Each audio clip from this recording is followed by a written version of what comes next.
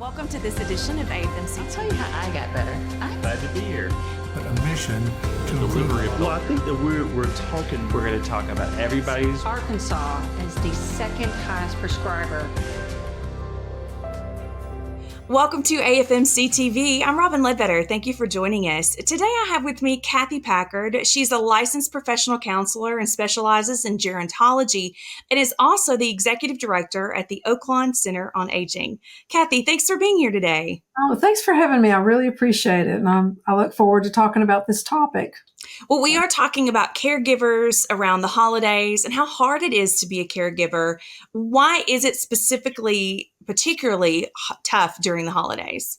It's particularly tough because it's so hard just on an everyday basis for caregivers to manage that 24 hours and make sure that they've taken good care of the person they're caring for and met all their needs and also met the caregiver's needs. During the holiday season, goodness, they really want to make things so special and so memorable for everyone, and including the person who's suffering from Alzheimer's disease or another type of dementia. So it becomes even a little bit harder task for the caregivers because I think they put more pressure on themselves. And outsiders expect normalcy. A lot of us do, and that's tough too, right? Right. I mean, Alzheimer's disease is not something that you don't see it like you do a broken bone or, even someone, I kind of go back, my sister recently broke her hip and everybody knew she had a problem because she was on a walker for a while while she was recovering. We don't see that with people with dementia. A lot of times, as long as we're nice to them and smile, they're going to smile back to us and we don't see the inside. We don't see that day-to-day struggle to remember and to try to get through the day. And so it's important to be flexible in the holidays. Is that a key piece of this for caregivers? Oh, I think so. I think that if we can just be where that person is that we're caring for, and, if they remember a holiday memory from when they were 10, 11, 12, even 20, and it brings a smile to their face, I say remember it, talk about it, enjoy that time with your loved one, and then it's okay not to be in 2024. It's fine not to be there. It's okay to be in 1950 if that's where they want to be, and be flexible enough to just say, okay, that's where we are and we're going to enjoy this time together. And there is a population of caregivers that don't know all the resources, but there are some out there. What should they know? I think they should know that it's important that they can contact, some of the resources are wonderful. They can absolutely log into UAMS, University of Arkansas for Medical Sciences, with the Department of AGEC. I will send you that link so that you guys can post it. There are all sorts of caregiver tips there that they can help them with. This is something that you might want to try throughout the day when things get a little tough, or I can imagine grandchildren coming and great-grandchildren coming over during the holiday season, and it might be too much. And so go to this link and see what they recommend. Find a good support group. Alzheimer's Arkansas is a wonderful resource for caregivers in our state. They can pretty much pinpoint wherever there's a support group. And even during the holidays, I say, if you've never been to one, go during the holidays, take a break, go be with people that do the same thing you do day in, day out, and find out what they're doing to make it through that day so that they can maintain some holiday spirit and they provide some for their loved ones. Finding those that are dealing with the same thing, I'm sure, can make a huge difference in knowing that support is out there.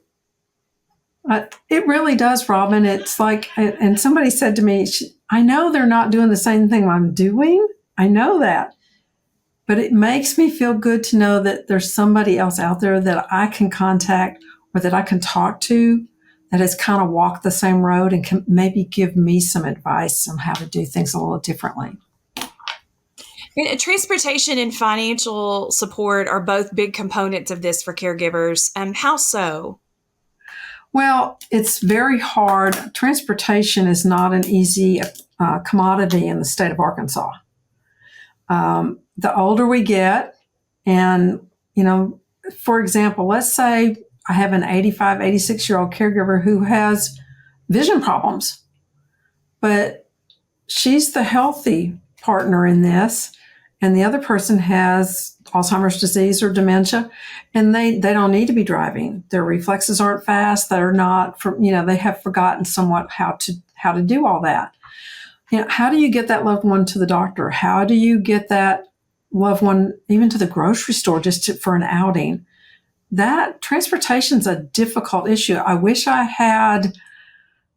could say, oh, here's the number you call and we'll make sure you get a ride wherever. But calling your area agency on aging, or if you have a center on aging in your area, call them. If you don't, you can call us, Oakland Center on Aging. We'll be more than happy to find out for your specific area what's available for you, so that it takes that hunting and pecking away from the caregiver, so that they can devote more time to the person they're caring for or to themselves. Taking a little time for themselves and not having to find the resources. We've gone as far as looking for resources in Jonesboro, Arkansas, and we're located in central Arkansas, to, Lake Village, to Fayetteville, all over the state. So, and we have the resources to make the phone calls and find out for you. So. And are there financial organizations or ways to get help as well? There are. I encourage everybody that is taking care of a loved one to check with their local area agency on aging. Every county's different, or every area agency on aging is different, but they all get a certain amount of funding. And for the most part, they have what they call respite care. And you apply for that in July. And for instance, I can speak to our area. It's $1,500 a year in our area, and sometimes more than once a year. But when that goes, we encourage our caregivers to talk to Alzheimer's Arkansas, because they also have respite grants.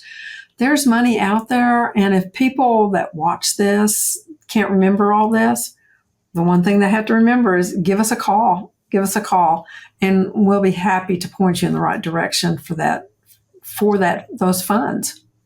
So you mentioned give us a call. Tell us about your organization. And you guys offer a lot of resources and education. We do. We were developed as an education resource center.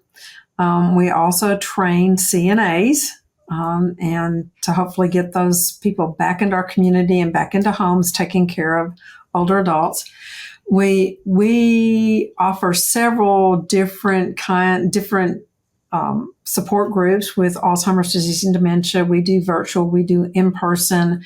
We go around our area and have about 4 or 5 a month. We do education on brain health, a wonderful program called Ageless Grace. And if people are interested in it, they just need to Google Ageless Grace and to see how beneficial it is. It's just wonderful. Tai Chi. We offer seated, standing Tai Chi. I think we do like 9 to 10 classes a week. We have a wonderful volunteer structure within our agency. And we also teach people about healthy eating and offer different types of meals and diabetes management, balance classes along with the Tai Chi. So a variety of things to keep people independent and in their homes. And you mentioned the UAMS website. There is a caregiving toolkit on that site. Yes, there is. What does that entail, and is it free? It is. Every bit of that you will get, that I'm sure you will post. All of those resources are free at AGEC UAMS, Arkansas Geriatric Education Collaborative. Those are all free resources, and it's been a collaboration of all of us putting them together over the years, and UAMS doing such a beautiful job in developing that toolkit for caregivers. But I will say, for caregivers to be able to talk to someone, that is priceless. That is priceless. So if they can get to a support group, even if it's virtual, to see and see people face to face and be able to talk about things. The toolkits are there; they're wonderful, but that talk therapy goes a long way. A long way. And is there guilt for families and friends in situations like this? The caregivers, is that something that weighs on them that you see a lot? I do, because a lot of caregivers, what we hear is, I have a family. I didn't know I was going to have to do this with mom, or I didn't know I was going to have to do this with dad, or we can't go to our children because my husband can't travel because of the dementia. It's just too hard on him, and it's too hard on the kid. It's too hard for him to stay home and have the 6 kids come, or whatever, however many family members are there. It becomes really difficult, and people miss out on that family time, and they try really hard to make it work. And some of them can do it, and I think that's wonderful. But as the disease progresses, it becomes more and more difficult. And caregivers, they're the ones that are there trying to make everybody happy.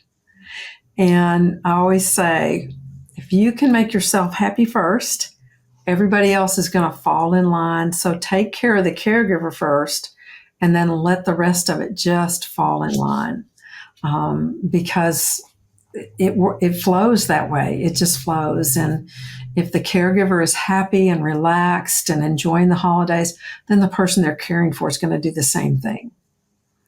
And baby boomers are also changing the scope of care. What are you seeing? They're staying home. They're taking care of their loved ones. I don't see so much, in past. I've been in this business for over 30 years, and it's, your first avenue once you got tired and could no longer take care of someone was really going to a nursing home. And now I see that they're staying in the home longer because caregivers are really trying to take care of themselves longer and stay in better health. They are also gathering that information and learning how to take better care of the one they're caring for. They also, they're saying, we're not going to do this. We're not going to go to a nursing home. We want to stay home as long as we possibly can. They have learned how to hire in-home caregivers, or how to get help in there so that they don't get caregiver burnout, which is a possibility if you don't get help. They're also exploring care homes. A lot of people don't know about those, but they're, residents that take 3 to 5 residents at a time, and they get much more one-on-one care than they do in a long-term care facility. So they, and they're much more savvy about what's out there. I think baby boomers are. They know what questions to ask. And if they don't, they know who to go to find out, what do I need to know about this? What's it going to look like a year from now? So before we go, what do you want healthcare providers to know about caregivers? What should they learn and need to know to understand, maybe ask certain questions, or to seek out them to take care of themselves? Yes, I do. I think when caregivers, I think caregivers don't make as many appointments with doctors. I think they have the tendency to go, I'll just skip my physical this year. We'll get it next year. I don't have time. I've got to take care of, Jack or Jean or whoever. And when that person is in the doctor's office for dementia, I think healthcare professionals take a look at that caregiver, ask them how they're feeling, assess them for depression. What's going on with you? Are you getting enough sleep? Are you getting enough exercise? Are you eating the right foods? And I don't know how, healthcare professionals all have their own way of asking those questions, but I think assessing the caregiver is as important as assessing the person with dementia. And I think being more holistic, and when I say that, I mean taking care of that whole family. When those 2 people walk into that office, it's, we need to take care of both of them at the same time. And is depression something that you see a caregiver struggle with often? I do, because they're exhausted. They're exhausted. They're not getting enough sleep, and a lot of them aren't getting the right nutrition. And there comes a time when they feel that they can't leave their loved ones at all. And so they get no exercise. The physical activity that they do is day to day lifting, carrying, maybe turning that person, making sure they're safe in the bathroom, hopefully taking that person for a walk if they're still ambulatory. But, it's hard to stop and exercise when you're the only one taking care of that person and they're not safe if you leave them alone. Well, Kathy, thank you so much for sharing this important information and the resources that are out there and for all that you do at your organization. I appreciate you. Thank you. Thank you, Robin. And that's it for this episode of AFMC TV. Thanks for watching and have a great day.